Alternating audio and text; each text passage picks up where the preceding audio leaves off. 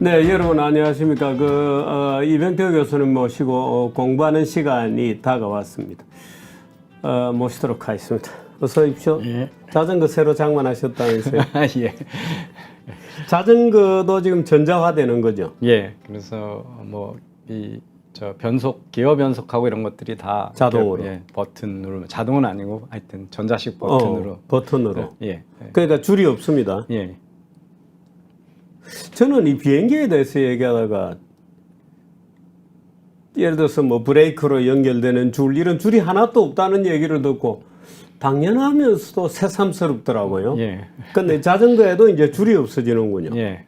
그렇습니다. 그러니까 핸들에서부터 뒤에 뭐라 그럽니까? 스프라크라 그럽니까? 네. 거기까지 전자적으로 신호가 가는군요. 예. 그리고 줄들도 다 요즘은 프레임 속으로 집어넣어가지고 요새 저도 뒤늦게 이제 바람이 들어가지고 자전거 타니까 뚜르드 프랑스 지금 한참 진행 중이거든요. 거기 타는 자전거를 보면 하나같이 겉에 드러나는 줄이 하나도 없습니다. 심플하죠? 예, 하나도 없습니다. 안으로 들어갔군요. 다 안으로 들어. 전자화되거나. 예.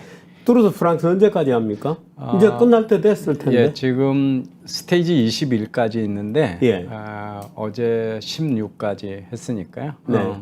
이제 나흘 이제 남았네. 닷새 남았네. 예, 그 중에 이제 20일 마지막은 개선문에 들어오는 건데 거기서는 그 이전에 결정된 순위를 안 바꾸거든요. 네. 그러니까 그냥 들어오면서 시민들이 환영하는 그런 거기 때문에 사실은 스테이지 20에서 끝나는 거니까 앞으로 한 마지막에 그 개선문을 놓고 계속 돌잖아요. 네, 네. 그거는 순위는 아니군요. 안 바뀌는 거예요. 그거는 사람들이 환영할 수 있는 기회를 주는 거고요. 네. 20까지 바뀐다고 그럽니다. 그렇군요. 저 처음 저 한 번씩 보거든요. 뚜르드 프랑스.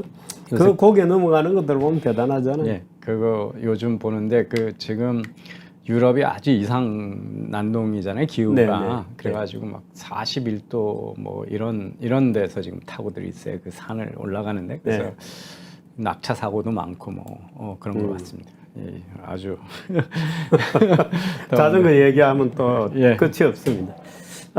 자, 오늘 빈부격차 문제가 제목에 있습니다. 이제 글로벌화에 대한 네. 세상 그 경제가 왜 이렇게 뭐 글로벌화가 지속될 거냐 말 거냐 뭐 이런 거 얘기할 때 특히 이제 좌익들이 글로벌화가 빈부격차 확대의 주범이고 실업의 주범인 것처럼 하면서 보호무역을 주장하고 거기에 이제 정치인들이 편승해서 트럼프든 바이든이든 미국에다 투자하라 그러고 뭐 경제적 압력을 정치적 압력을 가하고 그러지 않습니까? 그게 과연 사실인지 사실은 엄청난 착각인데. 그게 사실인지 아주 실증적인 데이터를 가지고 오늘 한번 보겠습니다. 재미있는 시간입니다. 근데 이제 그 전에 제가 윤석열 정부의 지지가 이제 막 뭐 더 떨어질 데 없을처럼 지금 역사에 없는 급전직하를 하잖아요. 하락을 하잖아요. 근데 우리 이쪽에 전문가신 김영준 교수께서 이 대통령 지지율 우리나라에서 70%는 태도고 30%가 이제 정책이다 뭐 이런 말씀을 하시는데 태도 문제라면 뭐 대통령이 좀 바꾸면 되는 것 같은데 이 정책이나 무능의 문제라면 바꿀 수가 없잖아요. 못 그죠? 바뀌죠. 근데 태도의 문제도 분명한데 요즘 저는 이거는 이 집단 전체가 되게 무능하고 정체성 자체가 없는, 그러니까 정책이 없고 아예 뭐 이렇게 뭘 해야 되는지를 모르는 정부 아닌가 그런 생각이 자꾸 들어요. 요새 오늘도 미국의 빅뉴스가 이제 바로 바이든 정부가 그렇다는 거거든요. 완전히 클룰리스, 아무 뭐 실마리를 못 잡는 정부라는 건데 바이든이 내세웠던 공약은 BBB라고 하는 베러 빌드 백 하는 건데 그게 런던 LB 존슨 이후로 가장 큰 사회주의 복지 확대 정책이었거든요. 근데 먼신이라고 하는 민주당 상원의원이 중도적인 분이 이거 큰일 난다 그래가지고 뭐 중단시켰잖아요. 그 이후에 뭐를 해야 되는지 정책 목표가 없거든요. 근데 이제 요새 미국하고 유럽에서 어마어마한 그 기후 예, 폭스가 와 있죠. 이상 기온이 난동이고 그래서 들 산불이 무지 많이 나고 네. 있거든요. 그랬더니 이제 또 기후 변화 가지고 어제 긴급 기자회견을 했는데 내용은 next to nothing. 아무것도 내용이 없다는 게 네. 촌평이에요. 왜냐하면 지금 유가 높아서 난리인데 거기다 대고 무슨 그걸 또 어제도 먼신 상원의원이 똑같이 클린 에너지 액트를 좌절시켰거든요. 네. 민주당의 중도적인 상원의원이 네. 그거 노하는 바람에 상원에서 그냥 부결돼 버렸거든요. 네. 그러니까 이제 그 기후 변화도 그렇고 복지 확대도 그렇고 바이든이 내걸었던 정책들은 다 이제 없어져 버린 거예요. 네. 그러고 났는데 지금 전쟁하고 막 이러면서 그러니까 아무 네. 정책도 없고 네. 아이덴티티도 없고 네. 이게 뭐 하는 정부인지 모르겠다는 네. 건데 우리도 지금 그런 지경 아닌가 뭐 그런 생각이 자꾸 들어요. 그래서 나오는 메시지가 너무 혼란스럽고 없죠, 뭐. 그래서 그렇다고 화물연대 뭐 땅에서 무슨 뭐 정책 경륜을 가지고 백업을 해주는 것도 아니고. 그래서 뭐 화물연대 파업 처리한 거나 예. 지금 대운조서 해양에 뭐 대통령이 40 며칠간 모른 척 못 본 척하고 그 정부가 사실상 경영권을 가지고 있는 대우조선 해양이잖아요. 네. 산업은행 네. 지분이 뭐 한 60% 가까이 되니까. 근데 그걸 거의 뭐 6천억에서 1조 원 손실이 나도록 못 본 척하고 있다가 뒤늦게 한마디 하니까 장관들이 가서 했는데 하는 얘기가 정부를 믿고 파업을 풀어라 그러거든요. 정부에 뭘 믿고. 정부를 믿으라는 얘기는 결국은 노조 얘기를 뒤로 들어주겠다. 들어주겠다 예. 그 얘기잖아요. 그러면 이게 노사 간의 협상에 의해서 파업이 해결돼야 그게 정상적인 네. 일인데 불법을 지금까지 믿고 불법을 그냥 방임하고 있다가 가서 하는 게 정부가 뒤로 대줄게 뭐 그게 문재인 정부가 했던 거죠. 뭐 최저임금 올리는데 부작용 많아 그러니까 네.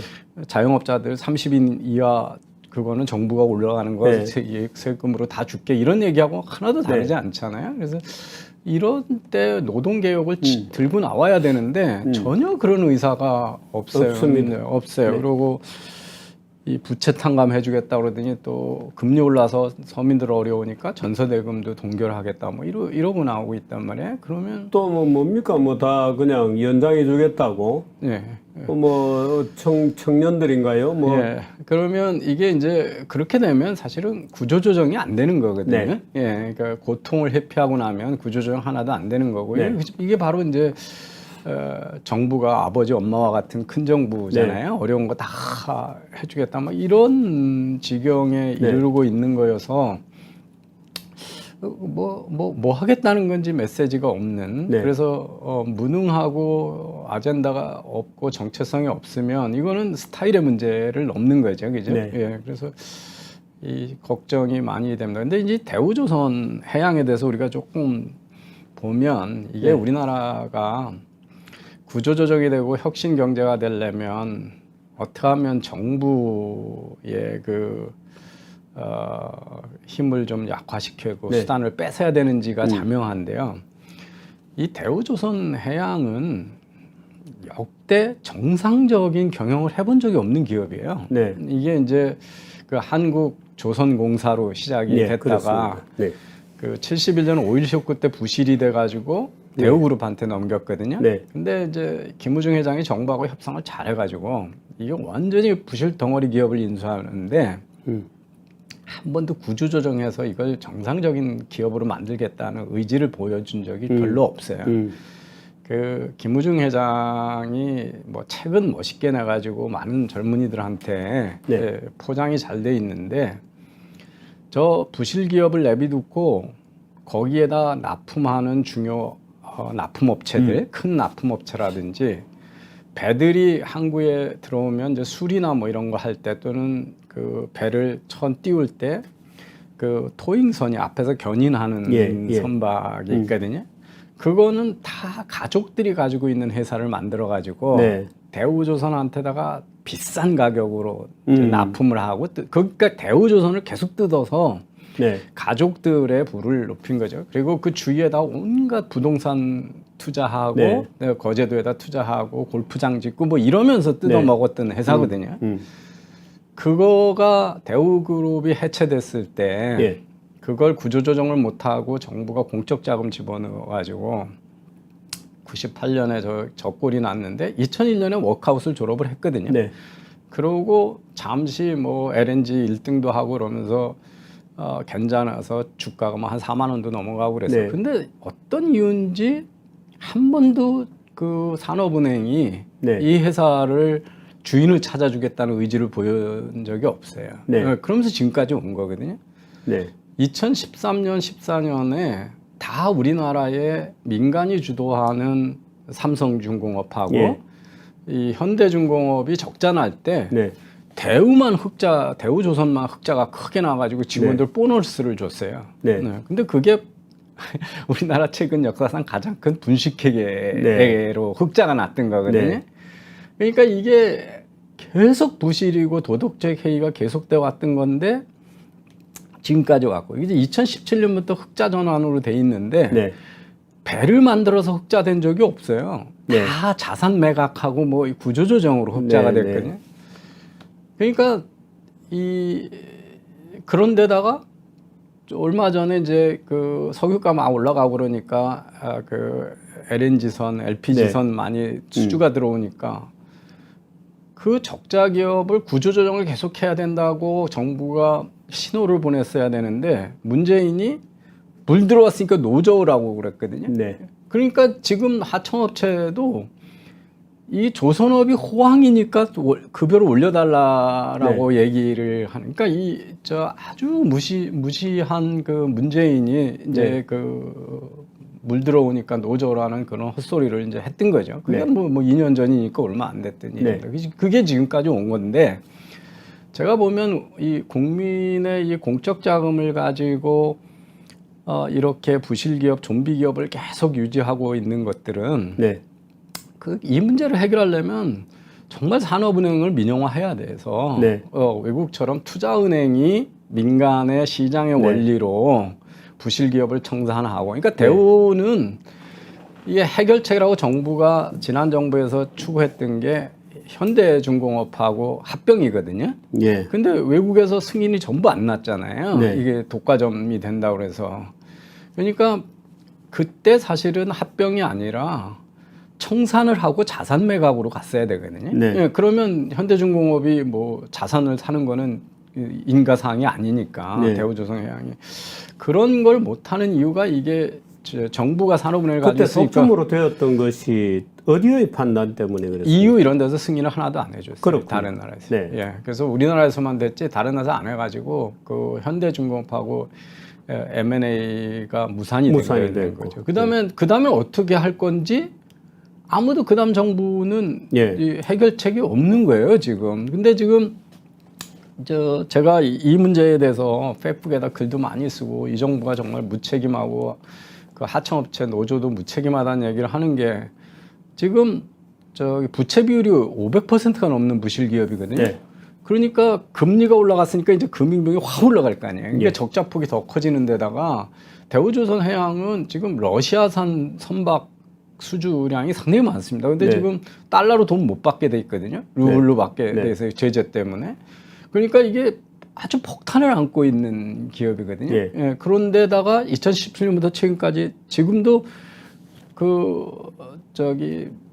매출 원가가 매출액보다 더 높아서 적자 기업이거든요. 구조적 적자 기업이에요. 적자 기업이에요. 이거 부채는 어마어마하게 많은 기업이고. 그런데 이거에 대해서 아무런 지금 가가지고 내려가서 한다는 얘기가 정부 믿고 파업 풀어라 이런 얘기를 지금 하고 있는 겁니다. 그래서 저는 이게 늘 정치적으로 해석되고 구조조정을 하면 정부가 가지고 있으니까 또 실제 그렇게 하죠. 권력에다가 가서. 아니 대우조선 같은 경우는 더군다나 언론사들까지 달라붙어 가지고 다 뜯어먹은 거예요. 다 뜯어먹은 겁니다.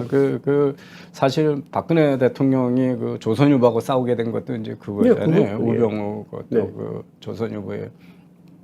그래서 이런 부패 구조가 이게 산업은행이 아무 책임을 안 져요. 이 돈을 가지고. 그래서 이런 거를 볼 때는 빨리 산업은행을 민영화해서 또는 요새 그 가짜 금융 규제 개혁하지 말고 정말 은산분리 같은 거 없애버려서 주인이 있는 투자은행이 나와서 이 시장 원리에 의해서 이 산업을 구조조정해줘야 이런 일들이 반복이 안 될 것 같은데요. 그래서 이거 보면 아주 우리나라의 그 관치하고 거기에 빌붙어 있는 부패 구조가 얼마나 오래 가는 건지 이게 결국은 이게 대우해양조선을 가만히 보면 오일 쇼크 때부터 지금까지 계속된 부패 구조의 역사거든요. 그래서 이 문제 같은 것들의 심각성을 이번 정부가 알고 있는 건지 잘 모르겠습니다. 정말. 근데 대우조선의 CEO들이 많이 이제 쭉 선정이 되어서 이때까지 왔는데 그 CEO들을 보면 정말 배를 만들고 배를 팔고 하는 대우조선의 코어 비즈니스를 하던 사람들이 아니에요. 대부분 대관 업무를 하거나 눈앞에 쌀짱거리는 이런 사람들이 CEO들이 되어 온 거예요. 뭐 그러겠죠. 뭐 주인이 없는 그 산업은행이 실질적으로 지배권을 가지고 있고 산업은행은 어차피 정부 눈치 보고 할 거고 그러니까 정권이 임명하는 사장이라고 보시면 되는 거죠. 뭐. 대관 업무는 하고 눈앞에서 왔다 갔다 하고 이런 사람들이 CEO들이 되니까 뭐 단 한 번 뭐 자기 임기만 넘어가면 그만이죠. 뭐. 사장 되는 게 목표인 거죠. 이제 오늘 주제하고 관련이 큰데 이게 러시아가 이거 딜레마죠. 러시아가 그냥 지금처럼 가스를 계속 주면서 가격만 유지됐을 때 하고 가스를 확 잠가 버렸을 때 하고 유럽 국가들의 GDP가 1년 동안 내년 1년 동안 얼마나 영향을 미칠까 시나리오가 나왔는데요. 지금 보시면 이 이탈리아, 헝가리 이런데 5, 6%, 7%의 전체 GDP요. GDP가 내려가고요. 야, 참. 슬로바키아, 독일 2.8%고요. 프랑스가 최악의 경우 1.1%거든요.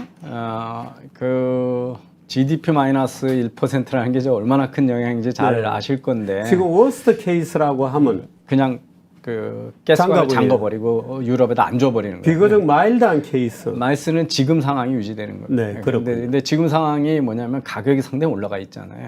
그러니까 이제 어려운데 그래서 우리 국민들이 눈여겨봐야 되는 건 그래도 원전 많은 프랑스가 영향을 제일 좋게 받는다는 겁니다. 아니 독일이 원래 올 2010년인가요? 탈원전 계획하면서 원래 14기였는데 다 문 닫고 올해 이제 마지막으로 원전 문 닫기로 돼 있었던 게 3기인데 그거 일단 연장한다고 발표를 하려고 지금 뜸을 들이고 있죠. 대통령하고 뭐 전부 지금 아제르바이잔 이런 데로 가스하고 석유 구걸하러 다니고 있는 나라가 됐습니다. 그래서 이런 것들이 이제 그 국제 뉴스에서 되게 중요한 뉴스로 돼 있습니다. 야, 근데 충격적이군요. 헝가리 이런 데는 뭐 마이너스 6 이렇게 이건 가면 대공황 수준인데 그냥 거의 뭐 일반 뭐 민간 생활은 초토화된다 이런 얘기잖아요. 그러니까 거의 뭐 우리나라의 IMF나 그 대공황 수준의 참사가 벌어질 수 있다라는 거죠. 이게 요새 이제 스리랑카가 거의 무정부 상태가 됐잖아요. 근데 거기가 결국 중국이 주는 돈 받아가지고 1대1로 하다가 아니 근데 환경에 대한 인식도 굉장히 중요한데 독일이 탈원전 했듯이 스리랑카 쥐뿔도 없으면서 유기농만 했다는 거예요. 그러니까 농산물 생산량 자체가 급감하게 되고 기아가 만연하게 되는 게 정해진 결론인데 유기농이 얼마나 웃기는 거냐면 60년대부터 지금까지 같은 면적에서 우리가 식량 생산을 6배에서 9배 더 많이 하거든요. 식품에 따라서. 그게 다 이제 품종 개량하고 소독하고 농약하고 비료에 넣기잖아요. 제초제 근데 그거 안 한 얘기는 결국 생산량이 9분의 1로 준다는 얘기잖아요. 그래서 그러면 유기농 해가지고 보통 식품의 9배, 10배 이상 비싸게 팔기 전에는 네. 경제성이 없는 거잖아요. 근데 그 국민 소득이 그걸 따라가냐 이 말이에요. 예, 그건 해외에다 팔 재주가 네? 있는 것도 아니고. 절대적인 예, 생산량도 그렇고. 그 이제 오늘 주제는 그 네. 글로벌화가 우리 보통 사람들의 삶에 어떤 영향을 네. 미치냐. 그래서 보면 여기 보시면 이제 그 빨간 얼마나 선은? 네. 이게 지금 지역별로 네. GDP의 교역이 차지하는 비중이 얼마나 네. 되느냐 하는 건데요. 이게 다 올라가죠. 그다음에 네. 이게 개도국이든 잘 사는 그렇군요. 나라 못 사는 들이 다 올라가죠.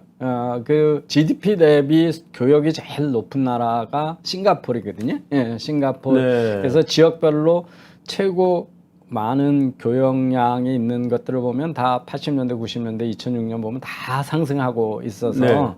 그 중위권 국가들도 대체적으로 다 상승하고 있어서 이 교역은 이제 글로벌화는 네. 계속 그 몇십 년, 진행되어 80년대로 왔다. 왔다는 거고요. 네.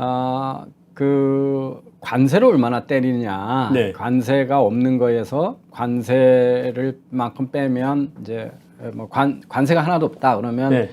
그 교역의 개방 정도가 100이라고 보고 네. 만약에 관세가 어떤 상품에 50이다 그러면 50밖에 안 돼 있는 거예요. 100에서 50배에서. 그래서 그 관세가 없어지는 걸 보면 여기도 보면 이 파란색은 뭡니까? 이제 이게 제일 선진국이야. 네. 선진국 거의 대부분 관세가 없는 네, 수준에서 네. 유지가 됐고 개도국들도 계속 관세를 철폐해가지고 네. 선진국 수준으로 지금 따라가고 있잖아요. 그래서 네. 이쪽에 지역별로 봐도 다 선진국에 따라서 관세가 낮추고 있고 네.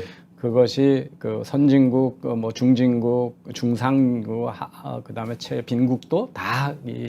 이 교역의 개방이 확대되어 왔거든요.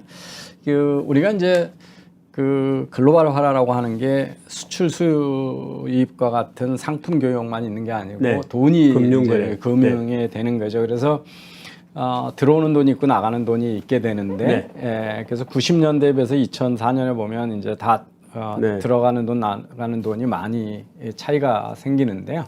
그 1990년에서 2004년 사이에 보면 이제 라틴 아메리카 이런 데서는 이 파란 게 이제 해외 직접 투자, foreign direct 네. investment고 빨간 게 주식이거든요. 그러니까 네, 주식 시장은 equity finance군요. 예. 그래서 주식을 통한 자본 조달인 거죠.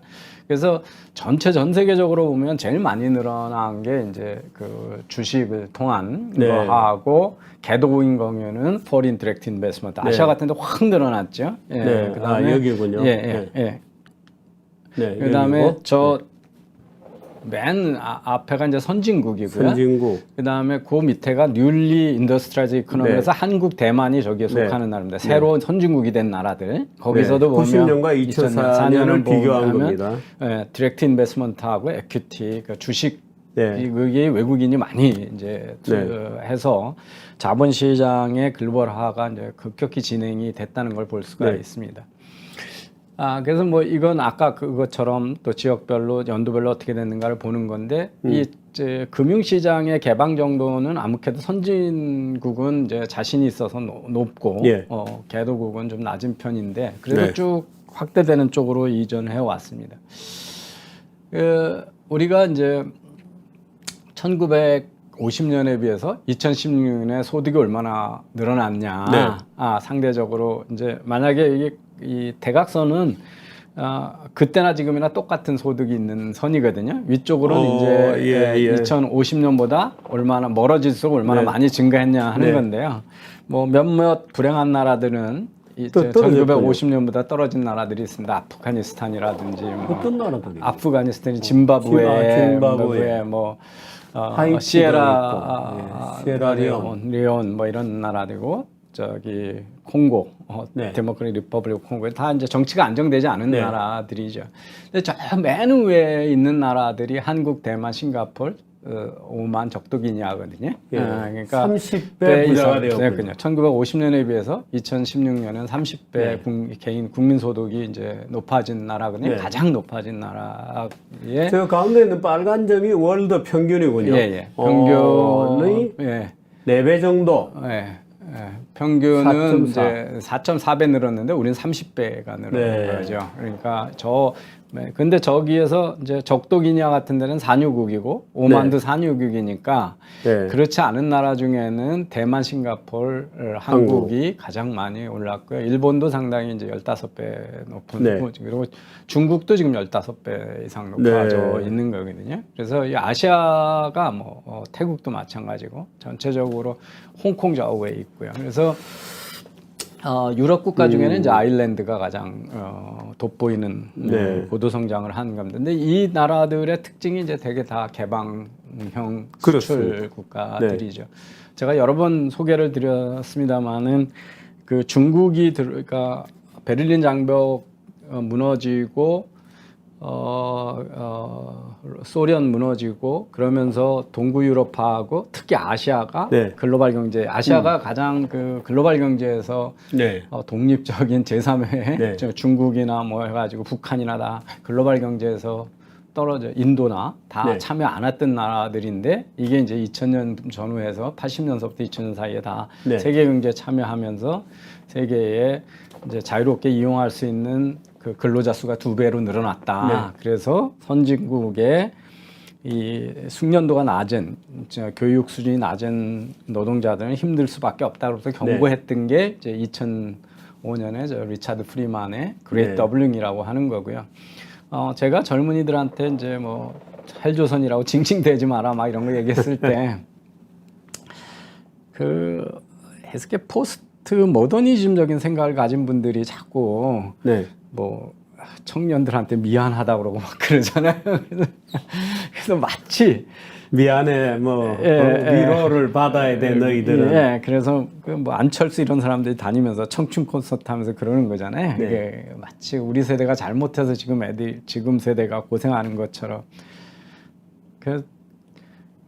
그 세상이 똑똑한 몇 명이 디자인을 잘하면 미래에 좋은 세상을 한두 명이 만들 수 있다는 착각을 하는 거잖아요. 그죠? 그래서 그러면 지금 세대는 자기 손자들이 살아갈 세대가 어떤 세상인 줄 알고 뭘 지금 바꾸죠?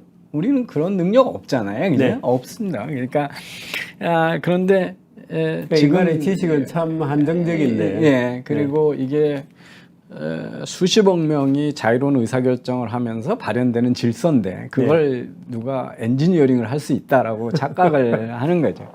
그래서 그 세상이 얼마나 바뀌었냐 하면 그 전 세계 GDP의 개도국이 선진국이 차지하던 비중이 90년대 64%에서 이렇게 40% 떨어지고 개도국이 36%에서 60%로 올라가서 완전히 뒤집어졌거든요. 저기 중국이 들어가고 베트남이 들어가고 인도가 들어가면서 이제 저런 비중이 커진 거고 그 브레튼 우드 체제 얘기할 때 그 당시에 1960년 이전에는 미국이 전체 GDP의 한 나라가 40%에서 50%를 차지했고 그 3%도 안 되는 인구가 전 세계 전기 생산의 한 50% 이렇게 됐던 거예요. 이쪽에. 지금 이 비중입니까?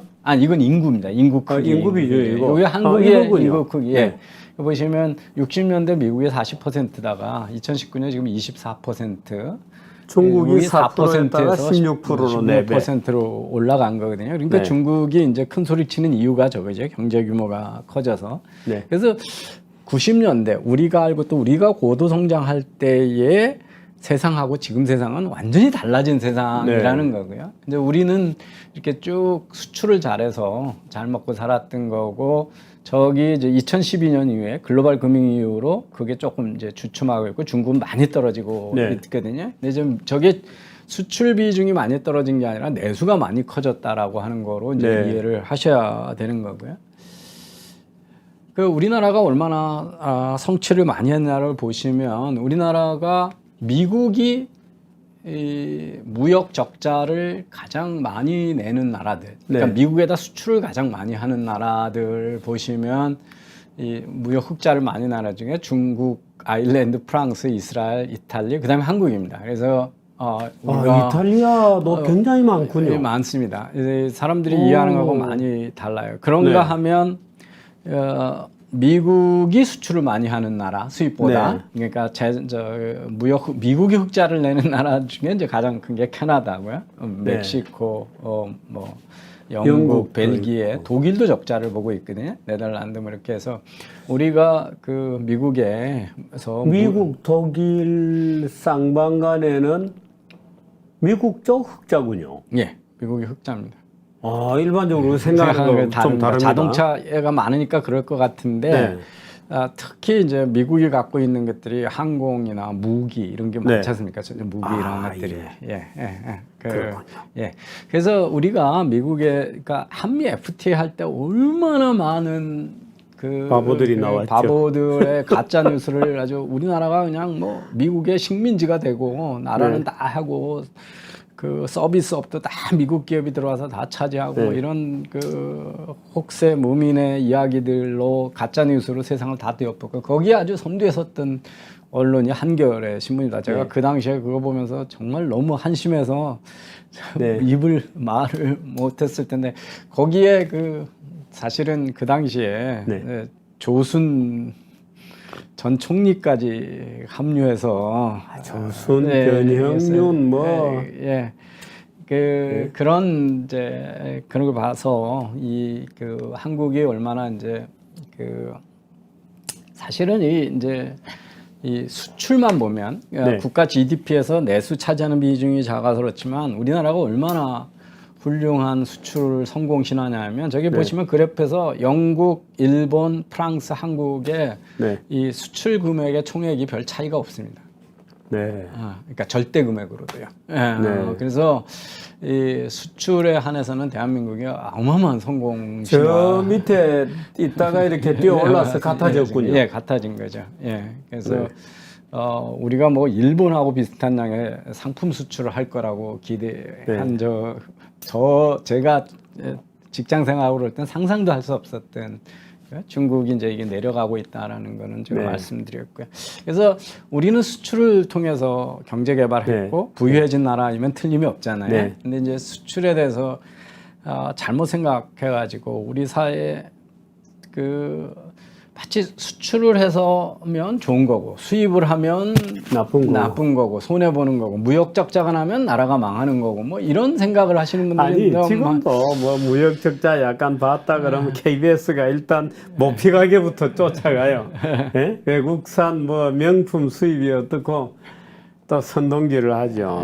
그래서 이제 글로벌리제이션에 대해서 많은 논쟁이 있습니다. 그래서 이 글로벌리제이션에서 시장 경제론자들이 주류 경제학자들이 믿는 거는 사실은 글로벌화 때문에 소득 향상이 가져온다. 다 부자가 되는데 더 많이 부자 되는 사람이 있고 적게 부자 되는 사람이 있겠죠. 그래서 그래서 저소득층마저도 그러니까 이게 물이 올라오면 배가 다 뜨니까 저소득층마저도 절대적인 부는 상승을 한다. 그리고 소득 격차도 사실은 경제 성장을 하면 소득 격차가 확대되다가 그 이후로 또 줄어든다라고 하는 이제 그게 쿠즈네츠 가설이거든요. 그래서 이 경제 개발이 수출을 하지 않으면 안 되고 수출을 하면 경제 개발이 잘 되니까 결국 궁극적으로는 수출을 계속하면 소득 격차로 줄어들게 된다라고 하는 게 이제 주류 경제학자들의 믿음이고요. 이제 다른 쪽에서는 다른 쪽에서 좌파들도 글로벌화가 사회 전체의 부를 증가시킨다는 데는 그렇게 이의를 달기 힘들어요. 그죠? 그런데 이제 혜택은 고르게 나누어지지 않고 힘없는 근로자들만 피해를 본다. 그래서 상대적 빈곤은 확대되고 또 이제 전 정권이 가지고 있는 생각이 그런 거죠. 극단적인 양극화, 재난적 양극화 때문에 경제 성장이 낮아진다. 뭐 이런 얘기를 하고 있습니다. 그래서 이제 어느 게 맞느냐는 걸 봐야 되잖아요, 그죠? 그 이야기를 오늘 하는 건데 이제 우리가 글로벌화라고 하는 것들은 사실은 상품하고 금융만 있는 게 아니고 여러 네. 가지가 있거든요. 네. 하나는 이제 사람의 예, 이동이죠. 이민도 있고. 이민 정책입니다. 또 하나 이제 디지털 경제가 되면서 우리는 주목하지 않고 있는데 데이터의 글로벌화라고 하는 관점에서 네. 얘기인데 이민은 우리가 저 인구 변화에 대해서 제가 그때 얘기를 할 건데요. 그냥 조금 맛배기로 말씀을 드리면 미국의 실리콘밸리 데이터를 보면 다문화 경험을 있는 이민자들이 압도적으로 창업가 비중이 높습니다. 네. 예, 그건 잘 알려진 사실이고요. 네. 그러니까 우리 사회가 계속 창의적인 사회가 되려면 사실 고급 인력이 이민을 올 수 있는 사회를 만들어야 되는 네. 거죠. 반면에 그 불법 이민이나 네. 남미로부터 들어오는 그 이민이 어떤 영향을 끼치냐 하는 것들도 여러 가지 연구가 있는데요. 네. 대표적인 게 그게 노인들의 수명을 연장시킨다는 겁니다. 이민을 받는 쪽에서도. 예. 네. 왜 그냐 하면 값싼 그 노인 케어하는 인력이 늘어나는 거예요. 그렇군요. 예. 그래서 혼자 독거 노인으로 죽는 거 하고 예. 거기 값싼 멕시칸들이 와가지고 일주일에 하루에 2번씩 와가지고 대화라도 청소도 좀 해주고 밥도 해주고 급하면 병원에 데려가고 이 같이 산책도 하고 그러니까 정신적으로나 육체적으로 얼마나 훨씬 더 네. 그래서 평균 수명이 늘어나는 그렇군요. 거예요. 그래서 예. 이 세계 시민들이 태어나면서 그러니까 독점 정부의 시티즌십하에 횡포를 당하는 거잖아요. 네. 우리 같이 나쁜 정부가 나도 우리는 선택권이 없는데 이 시티즌십의 선택권이 갖는 자유는 이게 보트 위드 스위스잖아요, 그죠? 예, 이주함으로써 사실은 투표를 하는 거죠. 너는 나쁜 정부, 너는 그렇습니다. 좋은 정부. 이제 그런 것들에서 오는 후생 향상이 상당히 많다는 거죠. 그래서 이제 이민에 대한 글로벌리제이션도 우리가 얘기를 해야 되고요. 하나는 지금 이제 우리 시민들이 끊임없이 페이스북도 하고 인스타그램도 하고 틱톡도 하고 뭐 그러잖아요. 예, 그러는 사이에 우리의 데이터가 국경을 넘어가는 거죠. 그것 때문에 점점점 그 구글은 우리가 더 구글을 쓰게 하는 거고 우버는 더 좋은 서비스를 개발하고 에어비앤비도 더 좋은 숙소를 연결해 주잖아요. 그래서 이 데이터의 글로벌리제이션이 전에는 상상할 수 없었던 서비스 산업의 글로벌리제이션을 만들어내는 겁니다. 그러니까 뭐냐면 우리가 허용을 하면 구글이 그렇게 좋은 무료 서비스를 내면서 우리 데이터가 구글로 가는 사이에 옛날에는 조선일보, KBS가 다 독점하던 광고 수입을 구글이 더 많이 가져가죠. 한국에서 가져가죠. 그리고 우리가 우버를 타는 순간 한 20%는 택시비 중에 20%가 그냥 가잖아요. 그죠? 미국으로 가고 에어비앤비 타도 마찬가지거든요. 사용해도. 그러니까 이 데이터의 글로벌리제이션이 앞으로 어떤 영향을 끼칠 건가도 상당히 다른 디멘전의 이야기죠. 그래서 이민하고 데이터는 이민은 인구 변화에 관한 얘기할 때 다시 한번 들여다보고요. 이 데이터의 글로벌리제이션 이펙트는 디지털 경제 할 때 한번 이 사실은 그러니까 이게 눈에 보이는 상품이나 사람의 이동이 아니고 정보라는 눈에 안 보이는 것들이 사실은 앞으로는 오히려 세상 전부를 흔들고 가능성이 있는 거죠. 국가 간에 어마어마한 부를 지금 재편하고 있는 거거든요. 이동을 만들어내고 있는 거죠. 이미 만들어내고 있는 거거든요. 그러니까 이게 꼭 나쁜 쪽으로만 있는 건 아니고 그들이 만드는 무료 플랫폼이 있기 때문에 뭐 BTS도 나오고 한류도 되잖아요. 물론이죠. 그러니까 그리고 요새 맨날 그 구글하고 뭐 애플을 악마화하는데 그 덕에 한국의 게임 회사들 누구나 그냥 한두 명이 게임 만든 것도 글로벌 플랫폼에 올려놓으면 전 세계 다 팔리잖아요. 그러니까 그래서 이 데이터의 글로벌리제이션이 어떻게 하느냐에 따라 상당 부분의 부를 지금 이동시키고 있는 와중인데 우리는 이제 그런 것들은 전통적인 통계에서 잘 안 잡히는 면이죠. 그래서 그거는 이제 우리가 디지털 경제 할 때 하면 또 재미난 이야기가 될 겁니다. 이미. 그래서 이제 대체적으로 경제학에서 관심이 있던 거는 상품의 글로벌화하고 금융의 글로벌화가 경제에 어떤 영향을 미치냐 이제 이런 것들이 중심적인 관심이 되어 왔습니다. 그래서 이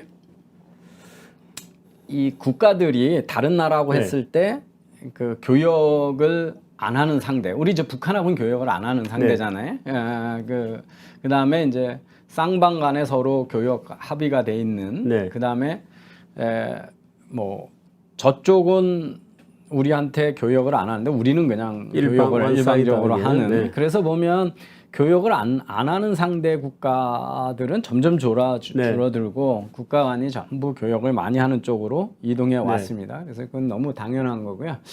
그냥 이거는 제가 하도 우리나라의 신토불이 그리고 뭐 이렇게 농업 주권, 뭐 식량 주권 이런 얘기를 해서 그러는데 우리가 2% 이상이 종사하는 서비스업이 수출의 13%밖에 못하고 국민 5% 차지하는 농민이 수출에 보면 1.6%밖에 못하거든요. 그러니까 우리는 이 사실은 이제 60년대는 우리 수출의 40%가 농산물이었는데 김 수출, 미역 뭐 이런 게 우리나라의 주요 수출. 우리나라 김이 60년대 10대 수출 상품 중에 하나가 김이었습니다. 그 까만 김이 요새 까만 반도체로 바뀌는. 그래서 이제 우리가 얼마나 농업이 부가가치를 못 만들고 있는 산업인가 이제 이런 걸 좀 볼 수가 있고요.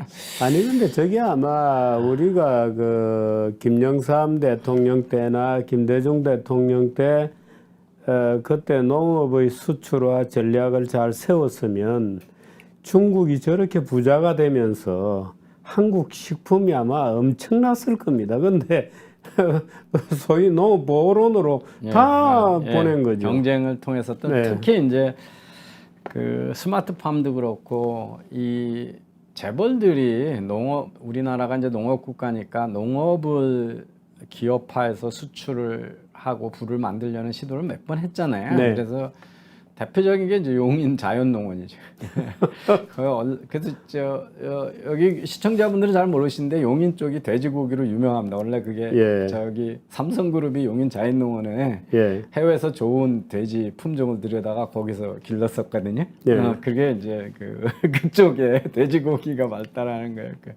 LG그룹이 이제 LG 창업주가 원래 농업에 관심이 많아서 그 새만금 그쪽에다 거대한 하려고 했죠. 농민들 반대로 다 좌절된 겁니다. 다 좌절된 게 산업화가 좌절돼서 그 의료도 산업화가 안 되고 농업도 산업화 안 되고 농자만 그 소위 경자 유전의 법칙으로 농민들만 땅을 소유해라. 기업이 소유하면 안 되고 뭐 이런 와중에 우리나라 농업은 그냥 노인들의 자영업으로 남아 있는 거죠. 노인들의 자영업이죠.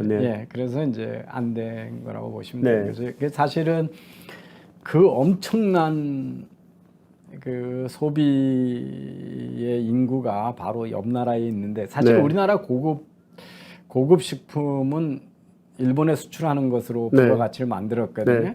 그래서 송이나 뭐 이런 거 지금도 그렇죠. 그래서 파프리카, 송이 이런 고급 식품들 되게 일본에 수출해서 돈 벌고 그랬는데 그런 것도 이제 교역하면서 지금 생각해볼 이슈고요. 이 금융의 글로벌화하고 상품의 글로벌화는 상관관계가 무지 큽니다. 그래서 이쪽에 이제 그 소위 개인 민간 신용 그러니까 빚을 얼마나 많이 주냐, 대출을 해주느냐 하는 그거하고 이 수출의 그 평균 수출의 나라입니다. 이게 나라들인데요. 그래서 보시면 상관관계가 상당히 높잖아요. 그래서 금융이 발달해야 이제 수출이 잘 되는 거고요. 왜 박정희 대통령 때 수출 특혜 금융을 줬냐? 그때 이제 민간 금융이 없었기 때문에 이 프라이빗 크레딧이 없으니까 정부가 신용을 공유해서 수출을 독려했던 것들은 이래서 이제 올바른 정책이었다라고 보는 거죠. 그래서 이게 관련이 상당히 크고요. 크네츠 커브는 제가 아까 설명을 드렸기 때문에 다시 설명드리진 않겠습니다. 뭐 당연히 이게 수출 증가율하고 네.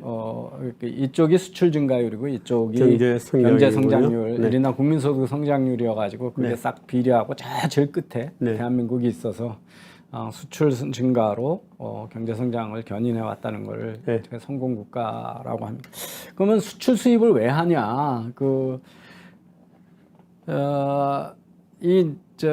한 예로 보면 이거거든요. 이게 1869년 일본이 못 살던 시절, 네. 제가 이제 일본을 열고 교역을 시작할 때 산업별로 가격이 어떻게 되느냐. 네. 이쪽은 이제 수출 수입입니다. 그래서 저게 긍정적인 숫자면 네. 플러스 숫자면 수출을 많이 하는 거고요. 네. 네거티브면 수입을 많이 하는 거거든요. 네. 네. 근데 이쪽이 이제 가격 변동입니다. 그 사이에. 네. 그러니까 1851년에서 53년 사이에 네. 수출이 늘어나는 쪽하고 수입이 늘어나는 쪽의 가격을 보면 수출은 가격이 올라가죠. 수출을 네. 하는 사람은 다 가격이 올라가고 수입하는 쪽은 가격이 떨어지죠. 이게 이제 그냥 수출을 하면 수요가 많아지니까 규모의 경제가 생기고 그러니까 가격이 올라가지 내수밖에 없는 건데 네. 그다음에 수입을 하면 외부에서 싼 게 들어오니까 네. 낮아지는 거. 그러니까 파는 사람도 사는 사람도 다 도움이 돼서 교역을 하는 거잖아요. 그걸 이제 상징적으로 보여주는 거죠. 그러니까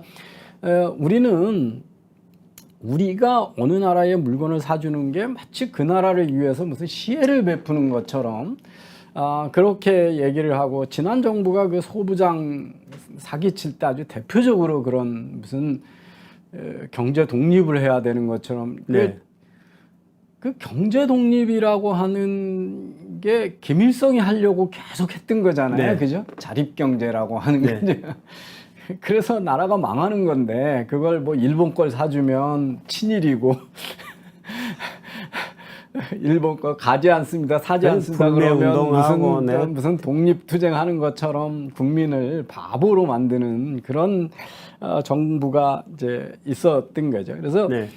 수출이고 수입이고 아니 근데 그게 아까 조순 교수 잠깐 얘기했습니다만 대한민국 경제학계 서울대 경제학의 말하자면 학현학파. 원조 학현학파 변영윤 교수가 수출에 대해서 우리도 먹고 입을 것이 없는데 왜 수출하냐? 아니 그 고속도로 만들면 부자들이 첩 태우고 돌아다니기 밖에 더 하냐? 차가 몇 대 없는데 무슨 고속도로 만들고 그런 얘기 하신 분이잖아요. 그래서 참 경제학자라고 하는 게 무섭게도 왜 서강학파가 뜨게 됐는지 국민들은 잘 모르세요. 박정희 대통령도 첫 번에 경제 잘 모르셨을 거 아니에요. 그러니까 서울대가 제일 유명하니까 그 학현학파 가지고 썼는데 경제가 엉망이 되니까 1년 만에 자르고 그 다음에 시장경제론자 서강대 남도구 쓴 거잖아요. 그래서 서강학파가 뜬 건데 그래서 그 다음부터는 우리나라의 글로벌 시각을 가진 주류 경제학자들이 정부의 도움을 보태면서 쭉 경제 개발을 해왔는데 지난 정부가 다시 학현학파를 고용하면서 이제 나라가 이상해진 거죠. 그래서 홍장표 그다음에 공정위원장에 했고 정책실장했던 김상조 이게 대표적인 변양윤 제자들이잖아요. 그래서 그런 이 글로벌 경제에 대한 이해력이 없는 그런 게 됐었습니다. 이 교역을 왜 하냐라고 봤을 때 이제 이게 나라 간에 다 가지고 있는 자원도 다르고 위치도 다르니까 자기네가 잘하는 거 하고 잘하는 것끼리 서로 교환하면 도움이 된다. 이거는 이제 바로 아담 스미스의 비교 우이론이잖아요. 근데 아니야 이상해. 첫 번에는 그러면 각자 다른 산업끼리 했는데 왜 캐나다하고 미국하고 교역을 그렇게 많이 하지? 유럽기까지 비슷한 나라끼리. 그래서 이제 그걸 설명을 해서 노벨상을 받은 사람이 사실은 크루그만입니다. 이게 신무역이거든요. 그래서 이게 각자 다른 환경에서 자기네가 잘할 수 있는 전문화, 스페셜리제이션뿐만 아니라 규모의 경제가 무지 중요하다. 그래서 그 규모의 경제 때문에 비슷한 나라들끼리 교육이 점점 확대된다. 이제 이걸 네. 얘기했던 게 크루그만이거든요. 근데 이제 네. 이게 그러면 나라들이 점점 전문화가 되거든요. 네. 그래서 내수 시장이 없어도 부자로 사는데 아무 문제가 없어지죠. 네. 그래서 이게 세상에 평화를 무지 많이 가져왔다는 네. 겁니다. 뭐냐면 이 재밌는 게 뭐냐면 2차 대전 이후에 왜 국가의 숫자가 계속 늘어나냐는 거예요. 만약에 네. 우리가 옛날 생각했던 것처럼 인구도 많고 땅덩어리가 큰 나라들이 강대국이 될 수 있고 네. 부유해질 수 있다면 네. 나라 수가 점점 줄어야 되잖아요. 예. 합쳐져서 더 크게 만들어야 네. 되잖아요. 근데 지금 한 160개서부터 200 몇십 개까지 계속 늘어났거든요. 그러니까 그 재밌는 포인트군요. 예, 충격이 있을 때마다 나라들이 쪼개지잖아요. 네. 유고슬라비아가 유고가 되고 슬로바키아가 되고 그 소비에트 쪽에 있다가 다 독립을 네. 하고 2차 대전 때도 수많은 독립을 네. 하게 되고 그래서 이제 나라가 작았는데 지지고 볶고 막 갈등을 하질 때는 깨끗이 헤어지는 게 좋다는 거죠. 그 아무리 작아도 어떤 산업의 개방된 경제에서는 자기네가 전문성 있는 산업 하나만 네. 키워도 네. 충분히 부유하게 잘 살 수 있다는 네. 거죠. 이게 이제 네. 대표적인 게 땅도 없고 뭐 산업 기반도 없는데 부자가 된 아주 콩알 만한 나라가 싱가포르하고 네. 홍콩이잖아요. 그죠? 네. 글로벌 경제에서 자기네 전문성만 내세우면 살 수가 있는 거죠. 그래서 이게 내부에 지나친 어떤 사회의 강압에 의한 갈등이 있을 때는 지금 세상은 헤어질 수 있는 여건이 됐다는 거죠. 이게 그 이혼이 증가하는 사유하고 같죠, 뭐 그죠?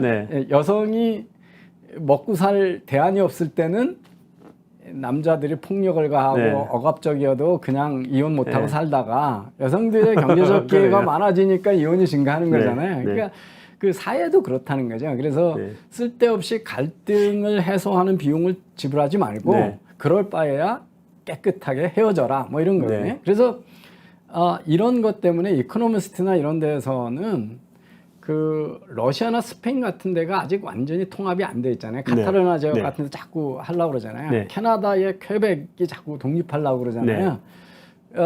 그리고 이제 쿠르드도 그렇고. 그리고 미국에서도 레드 스테이트하고 블루 스테이트하고 너무 정책들이 다른 거예요. 그럴 바에는 연방에서 탈퇴하는 게 낫다. 괜히 연방으로 묶으려고 뭘 애를 쓰냐. 캘리포니아가 독립해도 세계 5대 경제 대국인데 주 하나만 해도 그런 이제 논리를 피는 게 사회 갈등이 많아져가지고 맨날 정치로 치고받고 싸우고 미워할 바에야 지금은 헤어지는 게 낫다. 이제 이런 논리가 바로 이 글로벌 교육 때문에 오는 거거든요. 그래서 이 재밌네요. 이게 이제 우리 세계는 몇 나라나 있나. 그러니까 기준이 다 다른데요. ISO 스탠다드 기준으로 249개입니까? 그러니까 이게 그러니까 나라냐 아니냐 애매한 게 많잖아요. 독립 자치령도 많고 뭐 그래가지고 그래서 월드컵으로 따지면 211개고.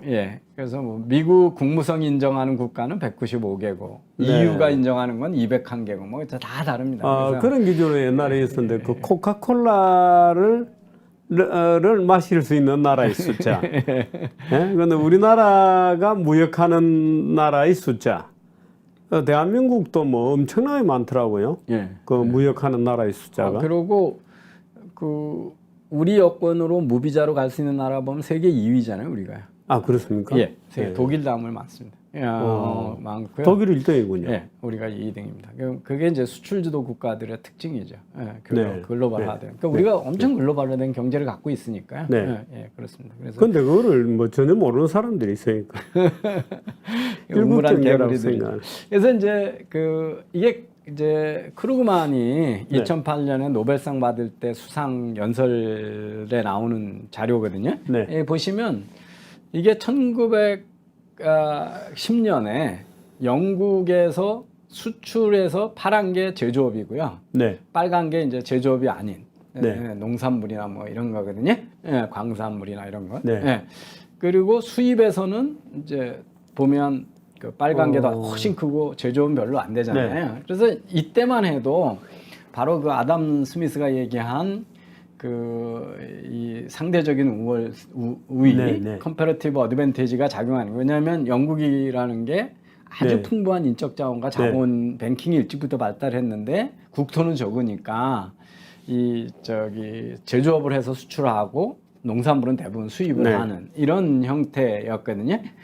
그런데 이게 이 1910년에는 이랬는데 네. 이게 저 1990년대 가면 수출이고 수입이고 제조업이 제일 많아져요. 이렇게 바뀌었군요. 예, 예. 네. 그러니까 수입에서 농산물이나 뭐 다른 거 차지하는 것보다 제조업이 압도적으로 네, 많아지잖아요. 그래서 그럼 이거는 옛날하고 모양이 다르다는 거죠. 예, 그래서 이때 이제 그 옛날에는 다른 나라들 간의 교역이 많아졌는데 네. 이제는 그 비슷한 나라끼리 교역을 많이 한다. 그래서 이게 1910년하고 90년대에 보면 이 저기 파란 게 유럽 내의 교역이거든요. 네. 그러니까 90년에 되면 유럽 안에서 교역하고 빨간 게 이제 레스트 오브 더 월드 유럽 밖에 거거든요. 근데 비슷한 나라의 교역이 확 많아진다는 거예요. 그거는 뭐냐면 이 점점점 한 분야의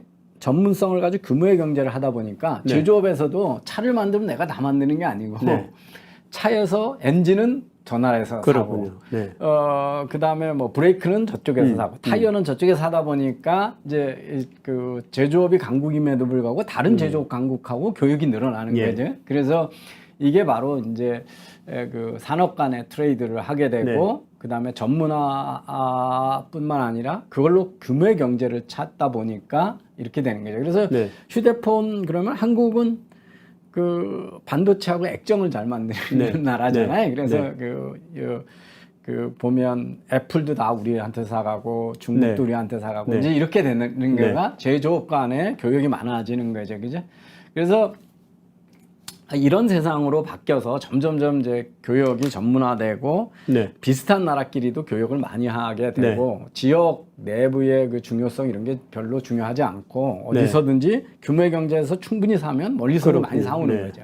이런 쪽으로 갔습니다. 그래서 그렇지만 이제 점점 보면 부자 나라끼리의 교역이다가 여기 보시면 가난한 나라끼리도 이게 이제 비슷한 나라끼리 교역도 보시면 저 제일 많은 게 개도국 간의 교역 파란색 FTA를 하는 겁니다. 그다음에 이제 중간에 개도국하고 선진국, 그다음에 빨간 게 선진국끼리의 그건데 WTO 보면 그래서 비슷한 나라끼리의 그 교역 합의가 많이 증가하고 있는 거죠. 근데 이제 그런데 그게 2008년에 이제 크루그만이 1990년부터 2000년까지 쭉 보면 비슷한 나라끼리 교역이 확 늘어난다 이렇게 봤었는데 갑자기 중국이 커졌잖아요. 이제 중국하고 다른 나라 선진국하고 교역이 많아지니까 이건 또 그때하고의 반대 방향으로 움직이는 거였거든요. 그래서 중국의 수출 비중이 늘어나고 있는데 이 크루그만이 본 시밀러 비슷한 나라끼리의 교역하고 반대 방향인데 이게 이제 미국의 일자리하고 빈부격차에 영향을 주느냐 이게 논란이 있는 거고 그런데 이제 최근에 뭐냐면 이제 중국이 더 이상 디벨로핑 컨트리가 아니라는 거죠. 이제 만불이 됐으니까 그러니까 지금 1인당 국민수도로 보면 중국이 우리한테 한 20년 뒤진 거거든요.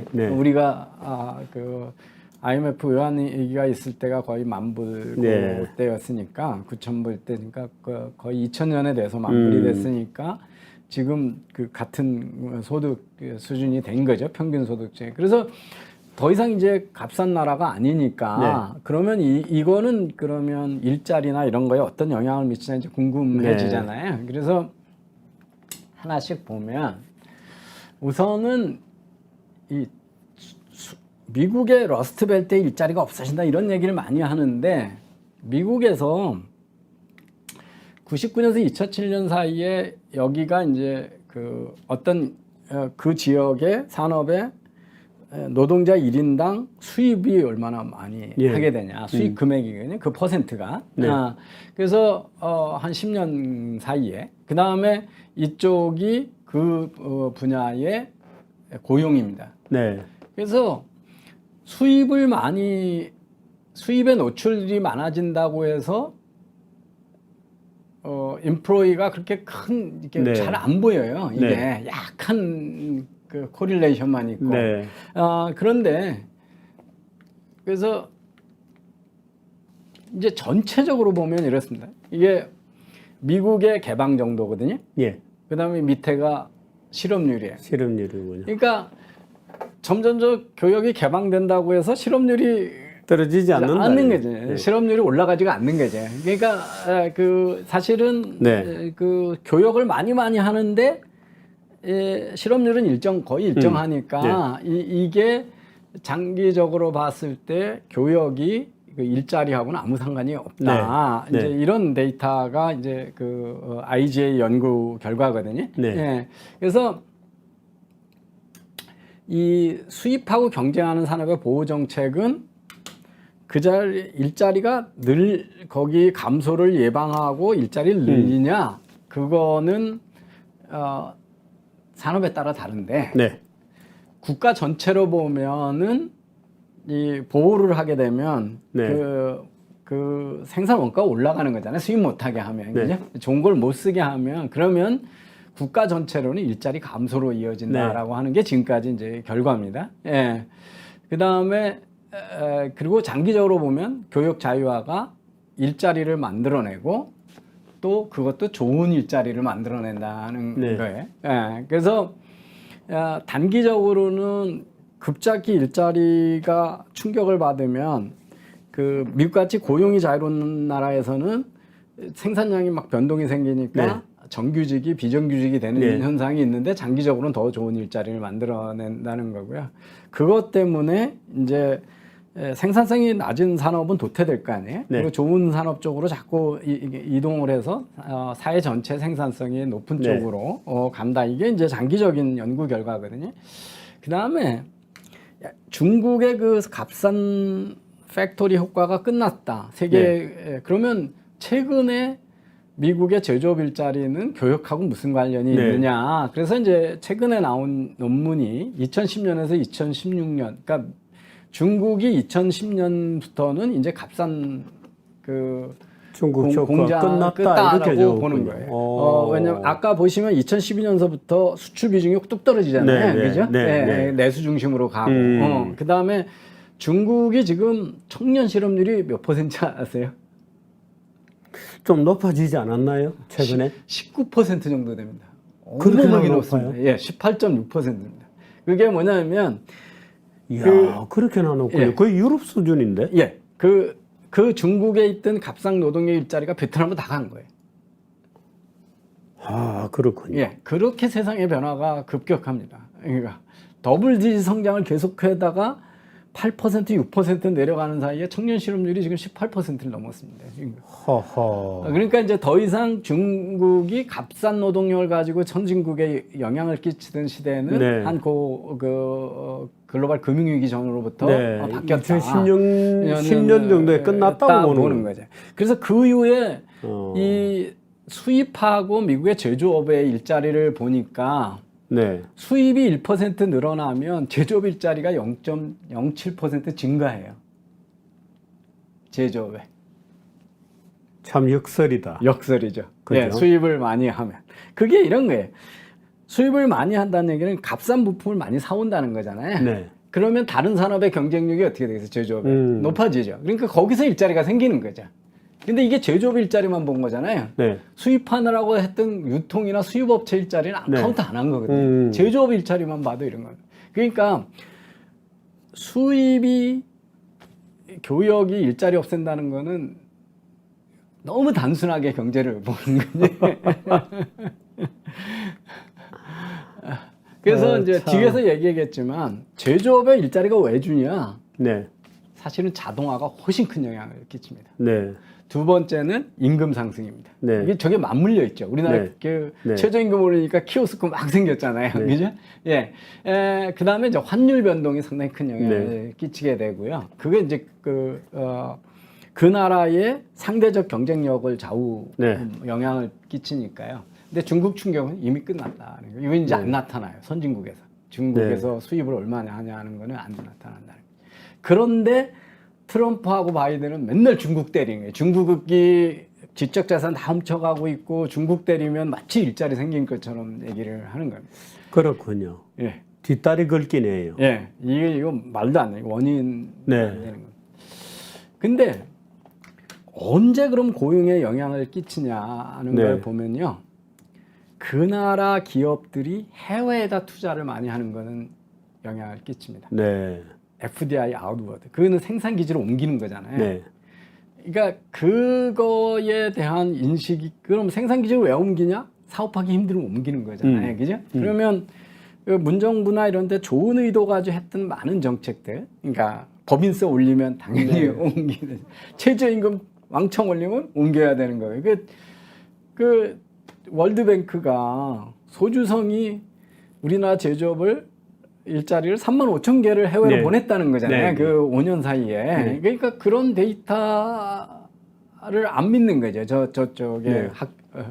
그 홍장표나 김상조나 참. 안 믿었던 겁니다. 그 다음에 그 요새 내는 거 중대재해처벌법 예. 같은 거예요. 예. 그런 것들이 그 자당은 기업하기 어렵게 만드는 어렵게 만드는 거죠. 예. 아직도 기업하냐 뭐 이런 말을 예. 하게 되니까. 네. 그 뭐 지금 그런 거죠. 불법적인 노동자가 한 기업에 들어가서 47일째 정거농성을 하는데 공권력이 작동을 안 한다. 네. 그게 대표적인 기업하기 힘든 나라잖아요. 네. 예. 우리는 정말 이게 너무 당연한 것처럼 네. 돼 있어요. 그러니까 뭐 제가 이걸 막 욕을 했더니 페이스북에다가 그러다가 불상사 나면 어떡하냐, 뭐 인명, 그러니까 윤 정부 옹호하시느라고 뭐 이렇게 대안도 없이 비판을 하냐 막 그러시는 거예요. 근데 그러면 나는 그냥 이전 정부하고 똑같이 할 거야. 그러지 뭘 법치를 하겠다고 얘기를 해요. 그러니까 무슨 말인지 잘 모르고 아무 얘기나 해요. 예, 근데 사실은 근로자가 사업장에 들어가는 거는, 사업장은 주주의 사적 재산이잖아요. 네. 남의 재산입니다. 그러니까 거기에 들어가는 거는 와서 일해준다라고 하는 근로계약에 의해서 작업장에 네. 들어가는 거고, 파업 중에는 근로계약을 일방적으로 정지시킨 거기 때문에 사업장에 들어가면 안 되는 거거든요. 네. 그거는 그 가택 침입이나 똑같은 네. 사적 재산에 대한 무단 침범이 되는 거잖아요. 그래서 다른 나라에서는 다 피켓 들고 사업장 밖에서 하잖아요. 네. 근데 우리는 그냥 정거농성을 당연한 것처럼 네, 정거농성이 아니라 이 철창을 땜질로 만들어 놓고 그 안에 들어가서 무슨 원숭이처럼 앉아가지고 이게 이제 스트라이크를 하죠. 전 세계의 소득이 어떻게 바뀌고 있는가를 네. 이제 그림인데, 1800년에 저 빨간 게 아시아거든요. 아시아인데 아시아가 1975년 있다가 지금 이쪽에 고소득층으로 아시아가 다 옮겨갔잖아요. 네. 가장 큰 변화가 뭐 1800년에 다 가난한 쪽에 이게 있었는데, 세계 전체죠. 예, 이 가운데 선이 절대 이 빈곤선이거든요. 그림은 누가 만든 겁니까? 이게 저기 GDP 마인더. 겟마인더라고 하는 네. 업체에서 이제 이렇게 만드는데요. 네. 거기 가서는 비주얼라이제이션 하는 툴입니다. 근데 이게 가운데가 이게 절대 빈곤이거든요. 하루에 $2. 야, $2 미만의 인구가 이렇게 있다가 지금 요만큼만 남아놓고 다 $2 이상으로 간 거죠. 네. 그 중에 이제 전 세계가 부유해진 것 중에 가장 큰 변화를 일으킨 게 이 빨간색이죠. 빨간색이 여기서 이렇게 아시아인데 그 중에 80%는 중국이죠. 이제 중국이 일로 가면서 전 세계, 그러니까 다 부유한 쪽으로 이전을 한 겁니다. 사실 이 그림을 보면 명백하게 양극화가 아니죠. 예. 사실은 양극화는 이때죠. 이제 예. 이쪽하고 이쪽이 있습니다. 지금은 네. 사실은 양극화가 없어지는 쪽으로. 정말 표준 뭐라 그럽니까? 예. 그 벨 타입의 예. 좋은 그림이 나왔군요. 예. 네. 그래서 근데 이제 다 우리가 이제 진위계수만 보면 네. 그 위험한 게, 네. 그러니까 이게 절대 빈곤을 보는 게 아니라 상대 빈곤을 보는 거잖아요. 네. 그래? 그러니까 이게 경제적 기회가 많아지면 기회를 잘 활용하는 사람이 있고 네. 없는 사람이 있으니까 이제 이렇게 진위계수는 올라가게 되는 거거든요. 네. 그래서 거의 빨간 거는 대부분 뭡니까? 아파 미들 클래스. 그러니까 글로벌은 이제, 이게 이제 그렇군요. 네. 이게 선진국이고요.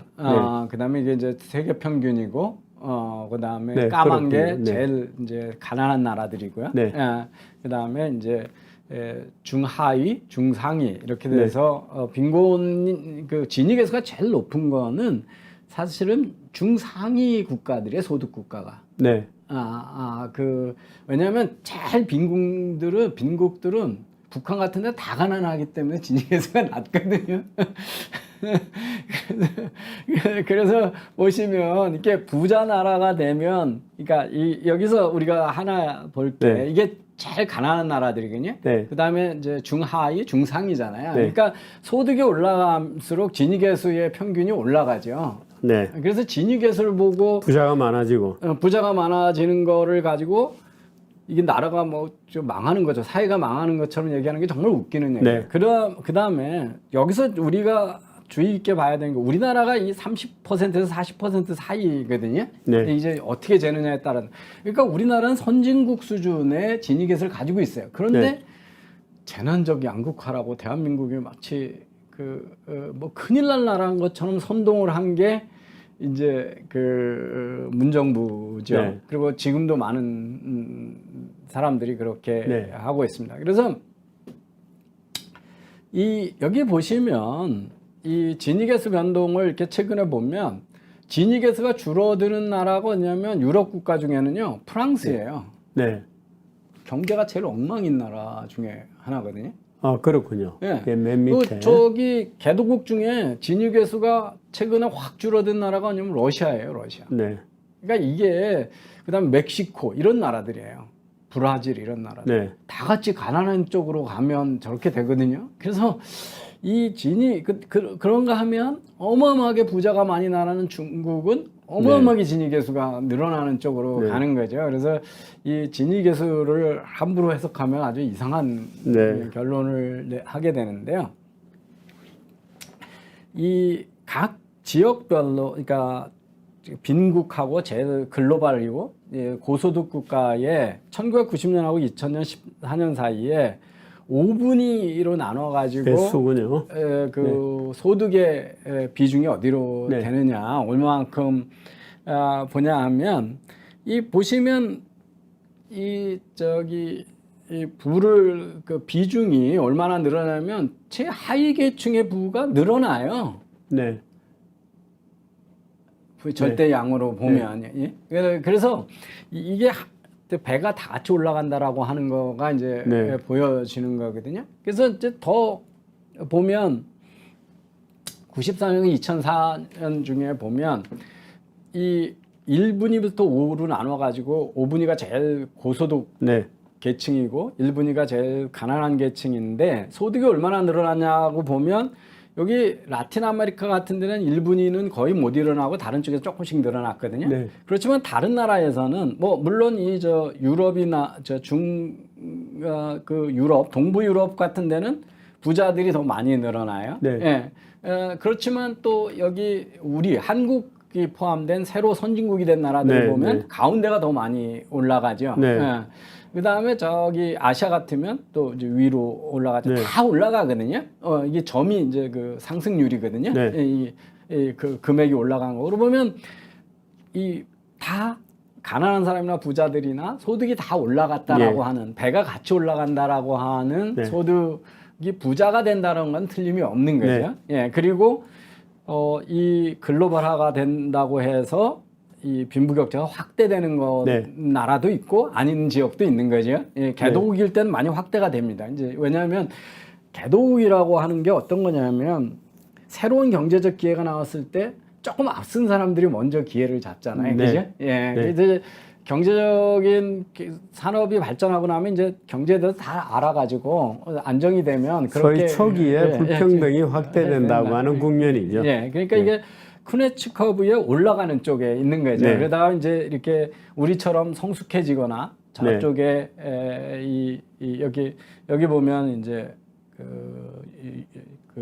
코먼웰스 영국 영연방 국가들이거든요. 이거 네. 보시면은 밑에가 제일 많이 올라가고 뒤에가 들 올라가잖아요. 그래서 이게 그다음에 이제 그 선진국에 보면 거의 계층 간의 차이가 없이 올라가거든요. 예, 1분위서부터 5분위가 상관없이 올라가 제 끝에 그래프. 그래서 이런 그래프가 보여주는 거는 대체적으로 그 쿠네츠 가설을 입증을 하는 겁니다. 그래서 첫 번에 올라가는 것처럼 돼 있지만 나중에 올라간다. 그래서 나라별로도 보면 다 모양이 다르죠. 예, 그래서 중국이 가장 대표적으로 소득 격차 확대가 커지는 나라입니다. 이 부분에 대한 해석에 되게 주의해야 된다라고 하는 거는 이제 다음 시간에 중국 얘기할 때 해야 되는데 이 이유가 뭐냐면 중국은 나라가 커가지고 동부서부터 개발을 해서 그렇습니다. 그러니까 한 나라가 동시에 개발을 못하고 그러니까 이 동부에 부자들이 많은데 서부나 중부는 여전히 농업국가잖아요. 그러니까 다른 나라보다 이게 그래서 순차적인 개발이라고 그러니까 지금까지 인류 역사상 그런 경제 정책을 쓴 나라는 중국밖에 없었던 거예요. 나라가 너무 큰데 한꺼번에 다는 못하니까 근데 그 정책이 잘못된 정책이냐 인도하고 비교해 보면 잘한 정책처럼 보이거든요. 인도의 그 많은 10억이 넘는 인구를 동시에 빨리 올리는 방법을 지금 못 찾고 있는 거잖아요. 그죠? 예. 그래서 아니 뭐 내년 되면 인도가 중국 인구보다 많아지는데 그 경제 수준은 지금 뭐 이제 비교할 수가 없는 나라가 돼 버렸잖아요. 그죠? 예. 그래서 근데 이제 중국이 이렇게 소득 격차가 많이 늘어나잖아요. 근데 그 소득 격차가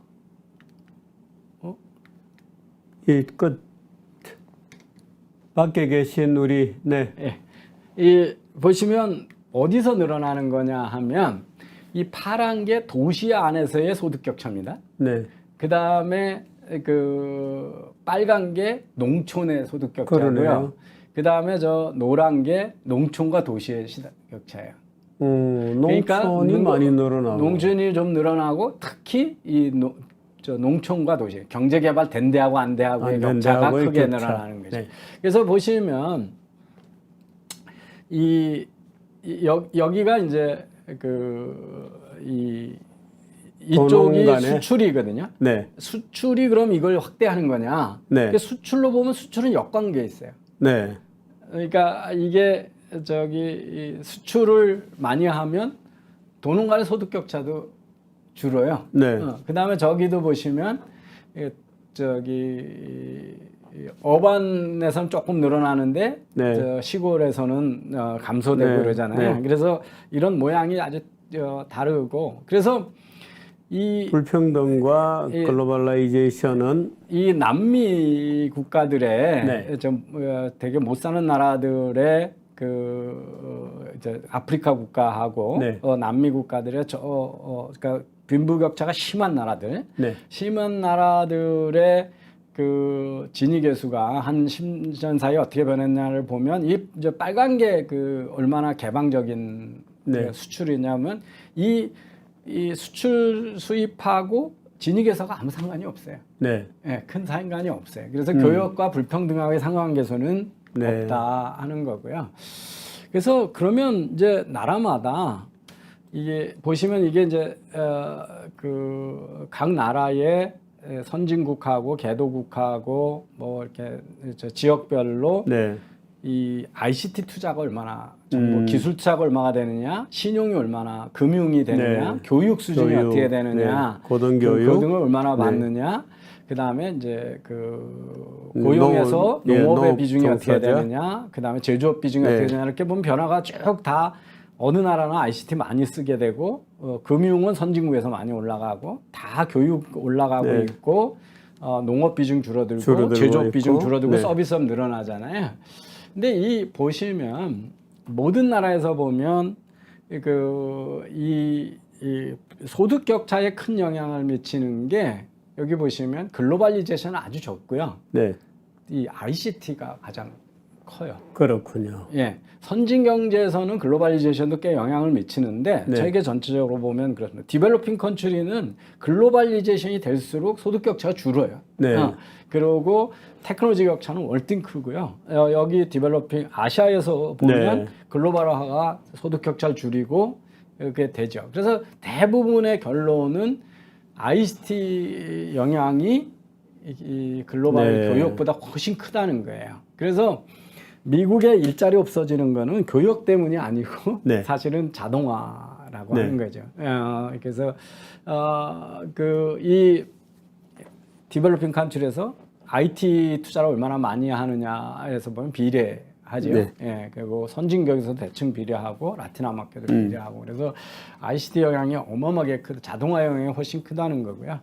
그 다음에 이제 금융이 어떤 영향을 미치냐 보면 네. 금융은 꽤 큰 영향을 미치는데 그 중에서 수출은 그 소득 격차를 줄이는 효과가 있거든요. 네. 그 다음에 관세 없애는 것도 줄이는 효과가 있어요. 네. 우리가 그런데 여기 보시면 아웃워드 FDI 네. 해외에다가 나가는 직접 투자 투자. 그거는 어마어마하게 높이는 그렇군요. 게 있어요. 그러니까 미국이나 우리나라나 네. 기업하기 힘들어서 나가는 거죠. 기업들이 네. 해외에다 생산 기지를 옮기는 것이 가장 큰 영향을 네. 끼친다는 거죠. 그래서 FDI가 그래서 그 라틴 아메리카보나 중동을 보나 다 사실은 수출이나 그 자유무역은 네.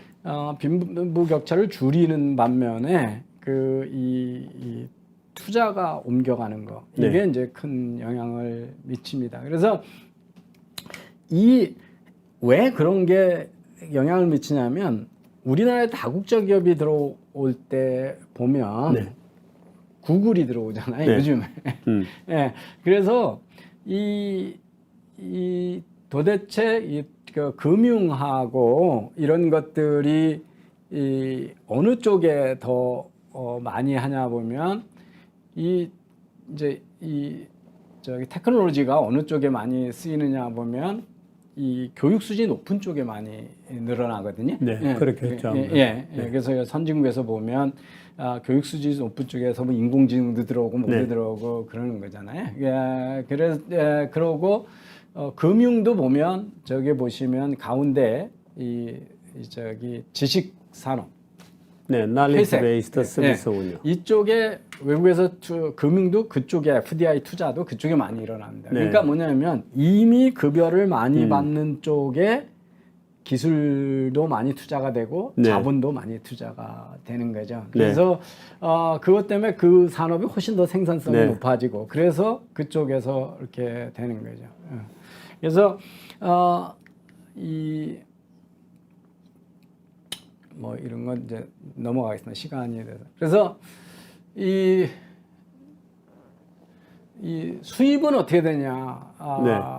여기서 말하는 수입은 이제 임포트입니다. 임포트. 선진국에서 아니고, 수입이 네. 들어가면 소득 격차가 되는 전부 마이너스예요. 네.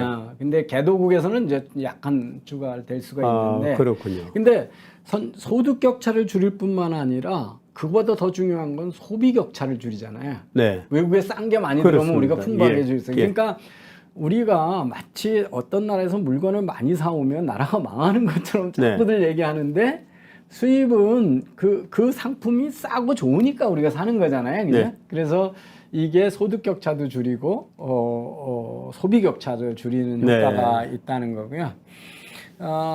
농업 수출을 하면 뭐 되게 농산물 많이 파는 나라에서는 네, 수출이 늘어나면 소득 그렇겠습니다. 격차 줄어드는 거고요. 이 금융에서 제일 영향을 많이 끼치는 거는 외부의 다른 나라에서 우리나라에다가 대출을 많이 받아오는 거. 우리가 그 네. 빚을 돈을 많이 오는 건 소득 격차 줄입니다. 그런데 이 밖으로 나가는 직접 투자, 그거죠. FDI, 네. 아웃워드 이거는 소득 격차를 늘리는 게 네. 되는 거죠. 그래서 우리나라의 그 전에도 여러 번 소개를 드렸는데 이게 윤희숙 의원께서 전 의원이 교수할 때 만든 건데 이 보시면 우리나라의 진위 계수가 이렇게 연도별로 네. 변화했는데 YS 때부터 확 올라가기 시작을 하거든요. 우리나라가 DJ 노무현까지 올라가잖아요. 네. 그래서 이걸 가지고 무슨 문재인 대통령이 이 보수 정권의 신자유주의가 늘었다고 그러는데 그러면 DJ하고 노무현이 보수 정권 신자유주의 했다는 얘기가 되는데 사실은 MB서부터 박근혜 정부 초기까지 다 내려갔거든요. 뭐로 재든. 그런데 이게 왜 그러냐 설명이 바로 92년서부터 97년까지 네. 5년 사이에 우리나라의 그 노동집약 공장들이 다 중국으로 갔고 네. 그들이 자영업 섹터로 고용이 이전하면서 네. 도소매업 많아지고 식당 많아지고 모텔 많아지고 네. 편의점 골목길은 많아지고 갈수록 만원이 되고. 네. 그러니까 이게 바로 한국 기업이 대중국 FDI를 네. 밖으로 투자로 옮겨가면서 그런 거죠. 근데 네. 이런 사실을 모르고 처음부터 등 떠밀지 못해서 난리를 네. 친 정책을 문정부가 5년 내내 쓴 거죠. 예, 모든 산업안전법도 그렇고 아니, 최저임금도 좋은 그렇고 일자리를 내는 기업들에 대한 적대감이 적대감. 어디에서 그 적대감이 왔는지 모르겠어요. 질투인지. 네. 그래서 아까도 이런 해외 가서 돈 벌어오는 기업이 많아지기 때문에 네. 이제는 저 GDP보다 GNI가 네. 국내 총생산보다는 국민 총생산이 더 큰 네. 나라들이 이제 글로벌한 때문에 그래서 네. 외부에서 돈을 많이 못 벌어오는 나라들은 부자가 되기 힘든 나라가 된 거죠. 그래서 GNI 빼기 GDP, 그러니까 국민 기준으로 국민 네. 총생산을 국내 총생산으로 뺀 게 플러스가 되는 게 2000년부터 보통 나타나는 현상이고 우리도 네. 이제 그렇게 나타나고 있는 거고요. 그러다 보니까 기업의 총소 이게 이제 그 장하성이 청년들한테 분노하라고 그러고 네. 경제학자들 앞에서도 이 표를 가지고 40분간 연설을 했어요. 제주도에서. 그러니까 정말 모르고 저런 것 같아요. 모릅니다. 네, 모르는 것 것 같아요. 같아요. 그러니까 이게 기업의 소득은 이렇게 늘어났는데 가계 평균 소득은 이것밖에 안 늘어났다. 네, 네. 기업이 탐욕스러워 가지고 소득 배분의 시장이 기울어진 네. 운동장이고 소득 배분이 고장이 났다 그러는데 그러니까 우리나라의 재벌이 탐욕스럽다 그러는데 저게 이제 미국의 모습이거든요. 네. 그래서 GDP는 이렇게 올라가는데 가구당 평균 소득은 이렇게 안 올라간다라고 하는 건데 그거는 두 가지가 있는 거죠. 하나는 가구 수가 계속 늘어나는 것 때문에 쪼개진 거고 하나는 기업이 글로벌하다 보니까 이 한국 국민이 기업이 벌어들인 것 중에 한국 자본과 한국 노동력 말고도 외국 자본과 네. 외국 노동력을 네. 활용을 해서 돈을 벌어오기 때문에 네. 기업의 전체 벌어온 것 중에서 한국민이 가져간 것만 네. 재면 비율이 확 줄어드는 것처럼 네. 나타나는 거죠. 그래서 이거는 글로벌화하면서 나는 통계의 착시 현상인데 네. 이걸 가지고 한국의 자본주의가 잘못됐다, 재벌이 탐욕스럽다, 뭐 이런. 근데 그걸 애들을 선동하는 학생들을 선동하는 책에만 그렇게 썼으면 괜찮은데 대한민국의 경제학자들을 제주도에 다 모아놓고 정책실장 할 때 저걸 가지고 40분간을 떠들고 가는 걸 보면 정말 무식한 것 같습니다. 이 수출하는 기업은 임금이 올라가고 우리나라 서비스업은 임금 못 올라가고 독일에서도 수출하는 제조업은 올라가고 서비스업에서는 못 올라가고 그래서 이 돈 잘 벌어오는 서비스업을 만드는 게 되게 중요하다는 말씀을 드리고요. 이게 이제 그 절대 빈곤에서 사는 사람이 거의 없어진 세상이 된 거잖아요. 그렇습니다. 근데 이게 다 글로벌리제이션의 덕분이거든요. 예, 그러니까 우리가 수출 안 하고 글로벌 시장 없었으면 여전히 그냥 농업 국가로 그냥 풀 뜯어 먹고 살아야 되는 거죠. 북한처럼 되는 거죠. 되는 거죠. 북한이 뭐 잘 보이는. 그다음에 외국 기업들이 유통기업이 들어와서 보면 어떻게 될까? 이게 멕시코에 이제 미국의 유통기업들이 월마트나 쭉 들어간 거거든요. 그래서 이게 저기 소득 분위별로 후생이 얼마나 증가하냐. 그러니까 똑같은 벌이가 있는데 싸게 물건을 팔아주는 편리하게 쇼핑하고 싸게 좋은 물건을 팔아주는 데가 있으면 실질적으로 내 가처분 소득이 높아지는 거잖아요. 그래서 보시면 저기 이게 이 제일 가난한 쪽하고 근데 보면 다 후생이 올라가고 있는 거거든요. 예, 평균적으로. 그래서 아니 멕시코에서 저 전라도 광주에 대형 마트 못 세우는 논리가 그러니까 골목 시장 때문에 망한다 이제 그런 얘기 하는 거잖아요. 그래서 그다음에 이제 한 가지 이런 교역을 하는데 세계 지금 이 글로벌리제이션의 그 기반이라고 하는 거는 자유무역이라고 하는 뭐 WTO나 그다음에 안정적인 금융 체제. 네. 네. 그게 이제 미국의 기축화폐를 기준으로 제가 브렌튼 우드 체제부터 네. 만들어졌다 그러지 않습니까? 뭐 하나는 그가는 미국의 이제 방위 우산. 네. 이렇게 바다를 안전하게 지켜주고 전쟁을 안 나게 해주고 이런 것들이 다 그런 거잖아요. 그러면 기축화폐 유엔화가 뭐 그 기축화폐가 될 것 같으니까 중국 견제해야 된다. 근데 그럼 이 엔화나 유엔화나 유로가 기축화폐가 될 수 있냐? 네. 근데 사실은 될 수 없다는 거죠. 네. 왜냐하면 기축화폐라고 하는 거는 두 가지 기능이 있어야 되는데 안전자산으로 우리가 위험에 네. 대비해서 쌓아놓는 돈, 네. 부를 저장하는 수단이고 또 하나는 교역의 지불 수단이잖아요. 네. 그죠? 네. 근데 우리가 달러가 계속 있으려면 어디선가 달러를 벌어와야 되잖아요. 네. 그 얘기는 뭐냐면 미국이 계속 무역 적자를 내야 된다는 네, 줘야 거예요. 되죠. 그러니까 중국이 어마어마한 무역 흑자를 내고 일본이 어마어마한 무역 흑자를 내는 한 기축 통화는 안 되죠. 통화는 안 되는 안 거죠. 되죠. 그러니까 저 참 거의 역설이에요. 예, 기축 통화가 된다는 얘기는 내수 시장이 어마어마하게 커서 네. 그 무역 적자가 경제를 위협하지 않는 네. 경제 구조일 때만 가능한 거거든요. 네. 그다음에 이제 정부가 정책을 마구 흔들어 가지고 네. 그 어떤 그 나라의 화폐 가치가 흔들리거나 네. 경제가 쉽게 흔들리면 그건 기축화폐가 안 네. 되는 거거든요. 그러니까 그거는 뭐냐면 경제에서 의사결정을 몇몇의 정치인들이 주고 흔들면 기축화폐가 될 수 없는 네. 정책의 불확실성이 커지기 때문에 그래서 이 교역에 보면 이제 이게 외환 보유국으로서 달러, 유로, 중국 화폐, 일본 엔화 이런 거거든요. 네. 그게 보시면 그게 뭐 부채가 되든 외환 보유가 되든 교역에서의 비중이 되든 달러의 위치가 흔들리기에는 이거는 그 나라가 어마어마한 무역 흑자를 계속 내고도 안 망하는 경제에서만 가능한데 무역 적자를. 무역 적자를. 네. 그래서 근데 중국하고 뭐 일본이야 뭐 영원히 무역 흑자를 보려고 지금도 굳은 결심하는 나라니까 그래서 안 되죠. 예. 그래서 이제 그 소부장 사기가 있었습니다. 이게 네. 우리가 이제 이게 교역에 대한 글로벌화에 대한 인식이 낮으니까 이제 저런 짓을 하는 거잖아요. 그래서 마치 일본으로부터 우리가 국산화를 하면 그게 좋은 거고 수입을 하면 나쁜 거고. 그러니까 우리가 기업들이 물건을 외부에서 산다는 얘기는 그게 품질과 가격에서 좋기 때문에. 그래서 그 싸고 좋은 물건을 써야 품질에 대한 걱정도 안 하고 원가도 낮추기 때문에 쓰는 건데 그 일본 제품을 썼던 이유는 다른 이유가 없잖아요. 그런데 그걸 독립을 해야 된다고 막 사기를 쳤는데 결과는 이거죠.